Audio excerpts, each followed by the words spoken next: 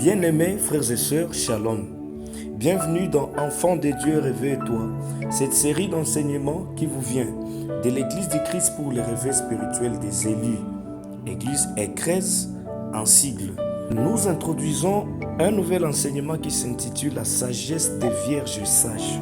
Un enseignement très important pour le corps de Christ qui s'inspire de la parabole des 10 vierges donnée par le Seigneur Jésus-Christ lui-même dans Matthieu chapitre 25 à partir du premier verset.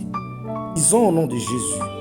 Alors le royaume des cieux sera semblable à 10 vierges qui, ayant pris leur lampe, allèrent à la rencontre de l'époux. 5 d'entre elles étaient folles et 5 sages. Les folles, en prenant leur lampe, ne prirent point d'huile avec elles, mais les sages prirent avec leur lampe de l'huile dans des vases. Comme l'époux tardait, toutes s'assoupirent et s'endormirent. Au milieu de la nuit, on cria « Voici l'époux, allez à sa rencontre !» Alors toutes ces vierges se réveillèrent et préparèrent leurs lampes. Les folles dirent aux sages « Donnez-nous de votre huile, car nos lampes s'éteignent. » Les sages répondirent « Non, il n'y en aurait pas assez pour nous et pour vous. Allez plutôt chez ceux qui en vendent et achetez-en pour vous. » Pendant qu'ils allaient en acheter, l'époux arriva. Celles qui étaient prêtes entrèrent avec lui dans la salle des noces et la porte fut fermée. Plus tard, les autres vierges vinrent et dirent « Seigneur, Seigneur, ouvre-nous. » Mais il répondit « Je vous l'ai dit en vérité, je ne vous connais pas. » 13. Veillez donc, puisque vous ne savez ni le jour, ni l'heure. Amen. La question à se poser, c'est de savoir pourquoi à l'arrivée de l'époux, il a seulement affaire aux vierges sages et non pas les vierges dites vierges folles. Cette question doit déjà nous inciter à quelque chose pour comprendre que la sagesse de Dieu n'est pas n'importe quoi dans le royaume des cieux. La sagesse de Dieu, c'est quelque chose de très grand dans le royaume de Dieu. Qu'est-ce que la sagesse selon Dieu? Parce que pour comprendre pourquoi seulement les 5 vierges sages ont été jugées dignes d'entrer dans les noces de l'agneau, il faut nécessairement connaître et comprendre ce que c'est la sagesse de Dieu. La sagesse de Dieu, c'est Dieu lui-même dans son essence éternelle. Parce qu'il y a un nombre de choses dans lesquelles Dieu est identifié de par sa nature. Ce qui fait l'identité de Dieu. Comme la sagesse, Dieu est sagesse. Comme l'amour, Dieu est amour. Comme sanctification, Dieu est sanctification. Comme perfection, Dieu est la perfection. C'est-à-dire aussi pour comprendre davantage que Dieu n'a pas besoin de se sanctifier pour être saint. Parce qu'il est déjà la sainteté elle-même. Dieu n'a pas besoin de se perfectionner pour être parfait. Parce qu'il est déjà la perfection elle-même. Dieu n'a pas besoin qu'on puisse lui apprendre la sagesse. Parce qu'il est déjà lui-même la sagesse. Qu'est-ce que la Bible dit à ce sujet? Dans Proverbe chapitre 3, le verset 19, il est écrit: c'est par la sagesse que l'Éternel a fondé la terre. C'est par l'intelligence qu'il a affermi les cieux. Amen. Bien-aimés, nous comprenons donc que le fondement de toutes les œuvres de Dieu, c'est la sagesse. Pour comprendre davantage, lisons Proverbe chapitre 8, le 22e verset. La Bible dit, il est écrit: Yahweh m'a possédé au commencement de ses voies, avant ses œuvres les plus anciennes. Ici, c'est la sagesse qui parle. Si vous commencez à partir du premier verset, la Bible dit, la sagesse n'écrit-elle pas? L'intelligence n'élève-t-elle pas la voix? À travers tous ces chapitres, c'est la sagesse qui est en train de parler. Et au 22e verset, c'est là où la sagesse dit que Yahweh l'a possédé au commencement de ses voies, avant ses œuvres les plus anciennes. Si vous lisez la suite de certains passages, au 24e verset du même chapitre 8 des Proverbes, il est écrit, je fus enfanté quand il n'y avait point d'abîme, point de source chargée d'eau. 25, il dit, avant que les montagnes soient affermies, avant que les collines existent, je fus enfanté. Il n'avait encore fait ni la terre, ni les campagnes, ni les premiers atomes de la poussière du monde. Lorsqu'il disposa les cieux, j'étais là, ainsi de suite. En bref, la sagesse de Dieu, c'est Jésus-Christ. Cette sagesse qui a conditionné toute la création, toutes les œuvres de Dieu.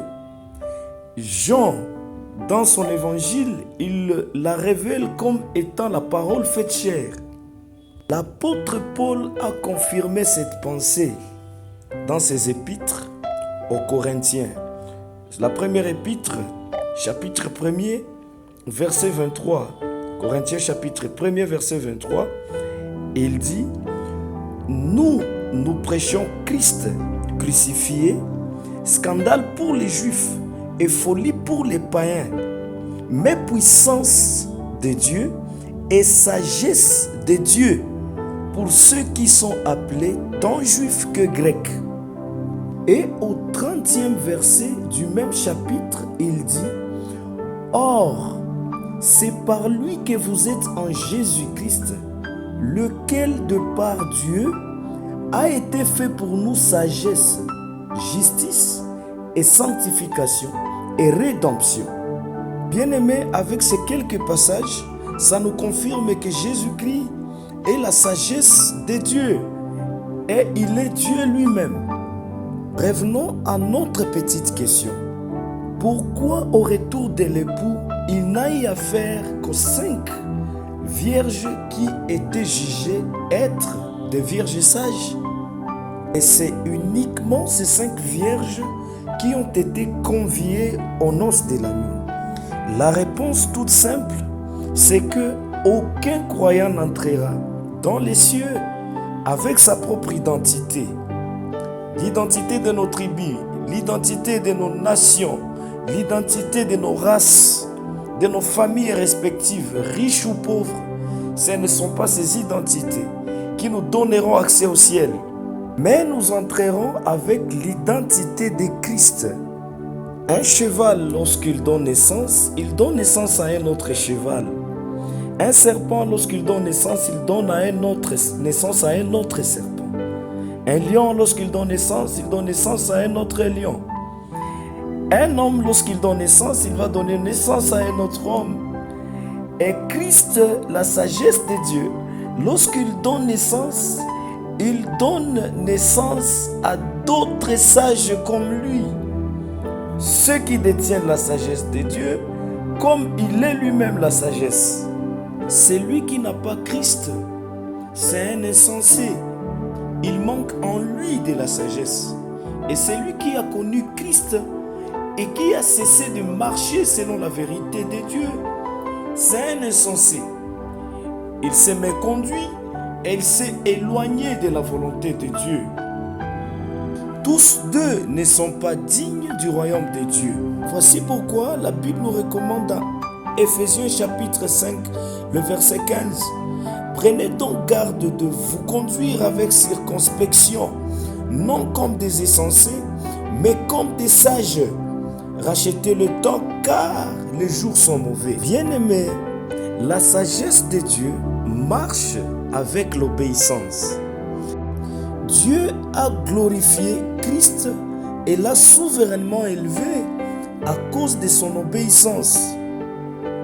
Dans Philippiens chapitre 2, au 8e verset, il est écrit « Il s'est humilié lui-même, se rendant obéissant jusqu'à la mort, même jusqu'à la mort de la croix.